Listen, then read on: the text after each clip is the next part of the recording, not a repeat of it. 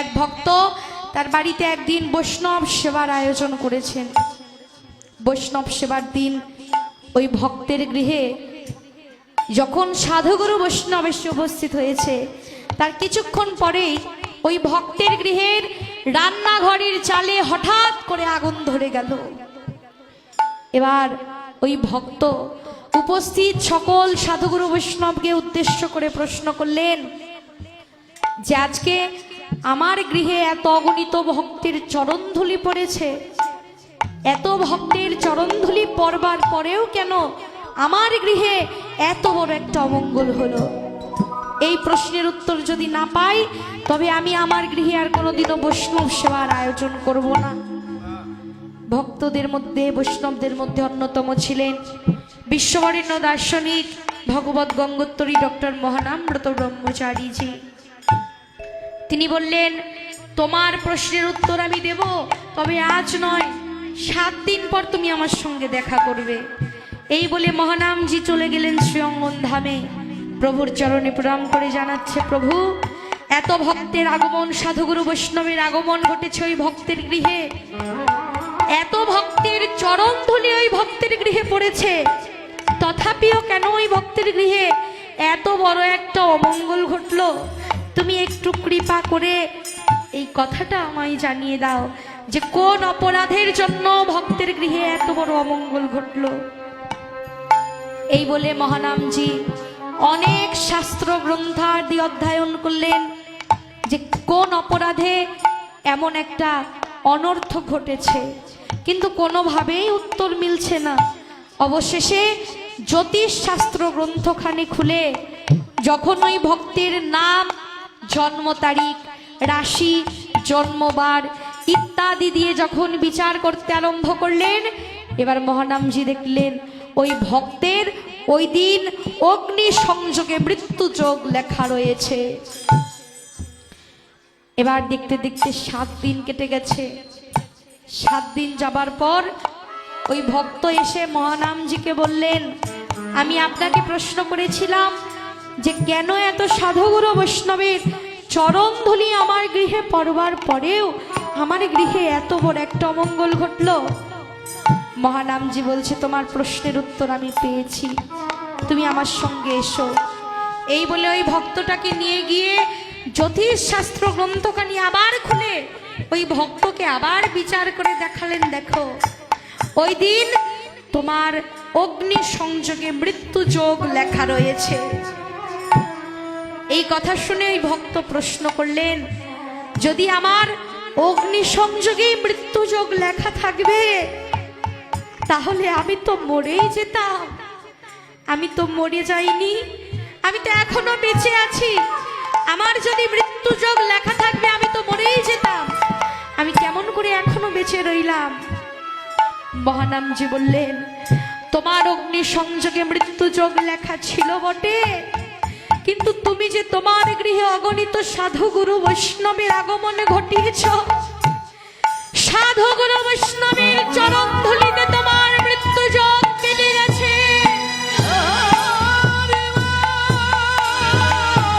তোমার আর কোনো ভয় নাই, তুমি আবার গৃহে গিয়ে তোমার গৃহে বৈষ্ণব সেবার আয়োজন করো। এই কথা শুনে ভক্ত মহানামজির চরণে পড়ে লুটিয়ে লুটিয়ে কাঁদতে লাগলেন।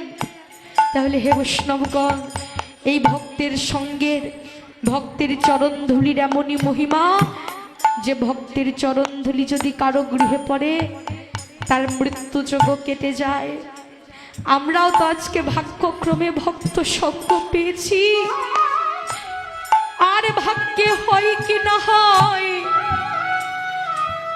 এমন দেবদুর্লভ মানব জন এখন আমরা আছি, একটু পরে তো নাও থাকতে পারি, কারণ আমরা প্রত্যেকেই আসন্ন মৃত্যুমুখী জীব।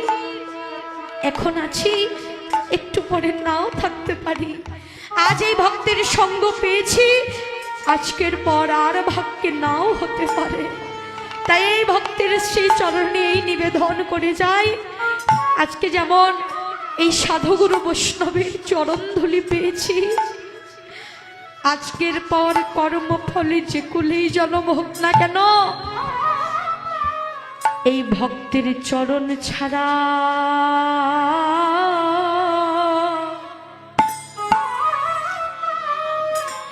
চরণ ছাড়া করো না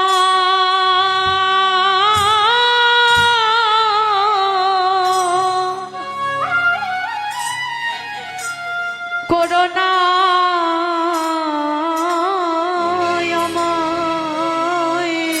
এই ভক্তে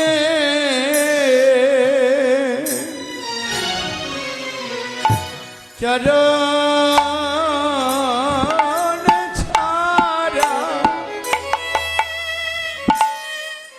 করোনা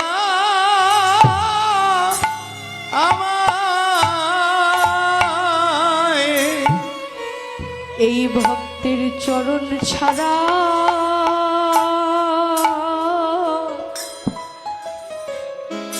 চরণ ছাড়া করোনা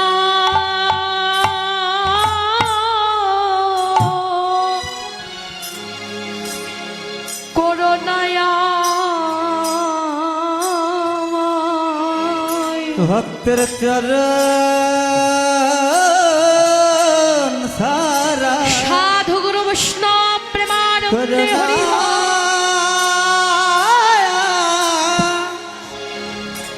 করোনা শুধুই জন্মে না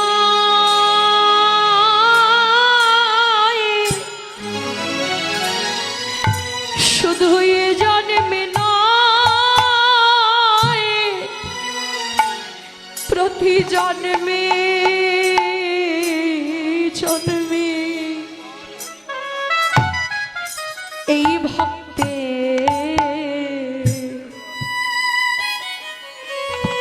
ভক্তের সঙ্গ ছাড়া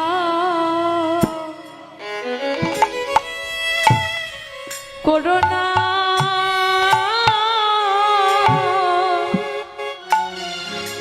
করোনায়া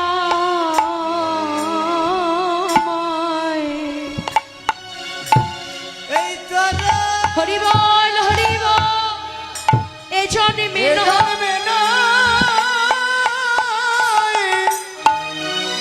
প্রতি জন্মে জন্মে ভক্তের চরণ ছাড়া করোনা আমায়। হরে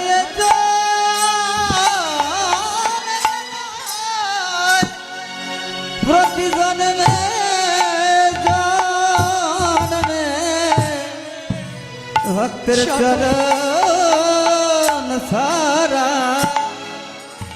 করোনা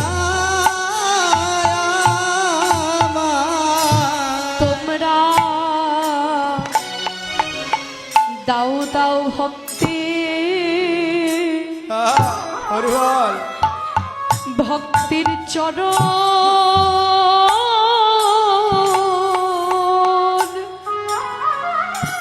চরণে ধুলি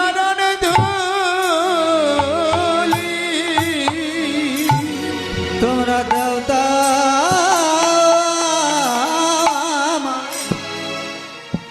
ভক্তের চরণ ধুলি তোমরা দাও দাও ভক্তের চরণ ধুলি আমার আর কি ভক্তি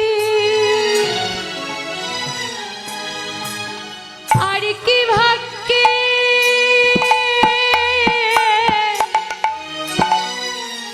আমার হয় কি না হয় দাও দাও দাও দাও ভক্তের চরণ ধুলি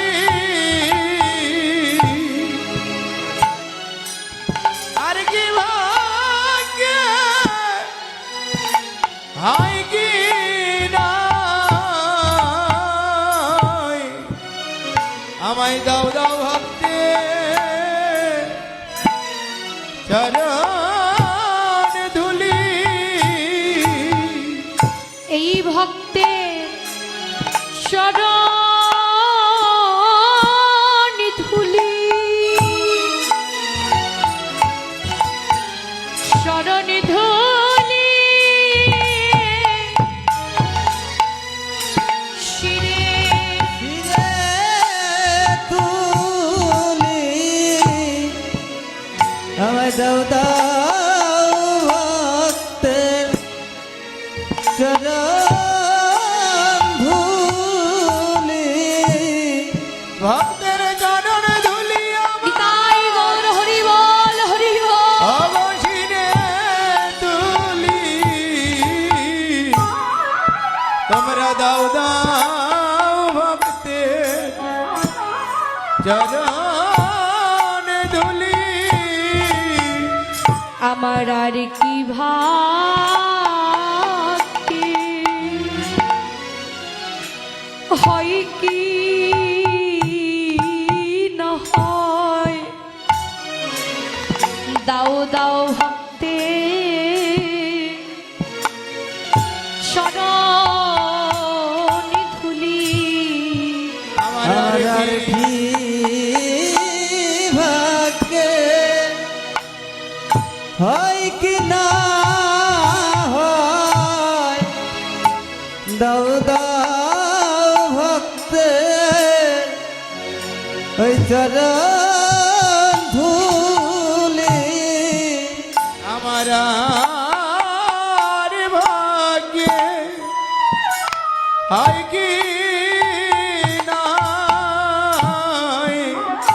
দাও দাও আমায় চরণ ধুলি এই ভক্তের চরণ ধুলি